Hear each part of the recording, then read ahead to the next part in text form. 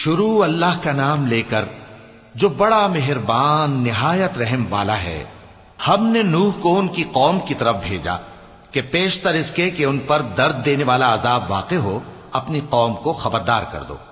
انہوں نے کہا کہ بھائیو، میں تم کو کھلے طور پر خبردار کرتا ہوں کہ اللہ کی عبادت کرو اور اس سے ڈرو اور میرا کہا مانو، وہ تمہارے گناہ بخش دے گا اور موت کے وقت مقرر تک تم کو مہلت عطا کرے گا۔ جب اللہ کا مقرر کیا ہوا وقت آ جاتا ہے تو تاخیر نہیں کی جاتی، کاش تم جانتے ہوتے۔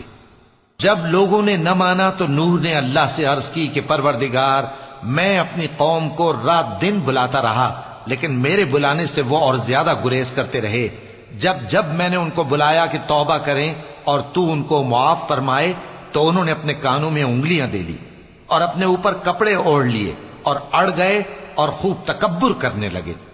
پھر میں ان کو بلند آواز سے بھی بلاتا رہا، پھر علانیہ بھی اور رازداری سے بھی سمجھاتا رہا۔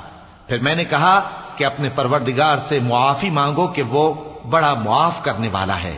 وہ تم پر آسمان سے موسلا دھار میں برسائے گا اور تمہارے مال اور بیٹوں میں اضافہ کرے گا اور تمہیں باغ عطا کرے گا اور ان میں تمہارے لیے نہریں بہا دے گا۔ تم کو کیا ہوا ہے کہ تم اللہ کی عظمت کا اعتقاد نہیں رکھتے، حالانکہ اس نے تم کو طرح طرح کی حالتوں میں پیدا کیا ہے؟ کیا تم نے نہیں دیکھا کہ اللہ نے 7 آسمان کیسے اوپر تلے بنائے ہیں اور چاند کو ان میں روشن بنایا ہے اور سورج کو چراغ بنا دیا ہے؟ اور اللہ ہی نے تم کو زمین سے ایک خاص طرح سے پیدا کیا ہے، پھر اسی میں تمہیں وہ لوٹا دے گا اور اسی سے تم کو نکال کھڑا کرے گا۔ اور اللہ ہی نے زمین کو تمہارے لیے فرش بنایا تاکہ اس کے بڑے بڑے کشادہ رستوں میں چلو پھرو۔ آخر میں نوح نے عرض کی کہ میرے پروردگار، یہ لوگ میرے کہنے پر نہیں چلے اور ایسوں کے تابع ہوئے ہیں جن کو ان کے مال اور اولاد نے نقصان کے سوا کچھ فائدہ نہ دیا، اور وہ بڑی بڑی چالیں چلے اور کہنے لگے کہ اپنے معبودوں کو ہرگز نہ چھوڑنا، اور ود اور سوا اور یغوس اور یعوق اور نصر کو کبھی نہ چھوڑنا۔ اور اے پروردگار، انہوں نے بہت لوگوں کو گمراہ کر دیا ہے اور تو ان ظالموں کو اور زیادہ گمراہ کر دے۔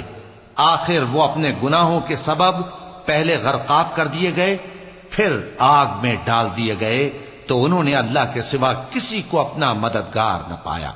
اور پھر نوح نے یہ دعا کی کہ میرے پروردگار، ان کافروں میں سے کسی کو زمین پر بستا نہ رہنے دے، اگر تو ان کو رہنے دے گا تو یہ تیرے بندوں کو گمراہ کریں گے، اور ان سے جو اولاد ہوگی وہ بھی بدکار اور ناشکری ہوگی۔ اے میرے پروردگار، مجھ کو اور میرے ماں باپ کو اور جو ایمان لا کر میرے گھر میں آئے اس کو اور تمام ایمان والے مردوں اور ایمان والی عورتوں کو معاف فرما اور ظالم لوگوں کے لیے اور زیادہ تباہی بڑھا۔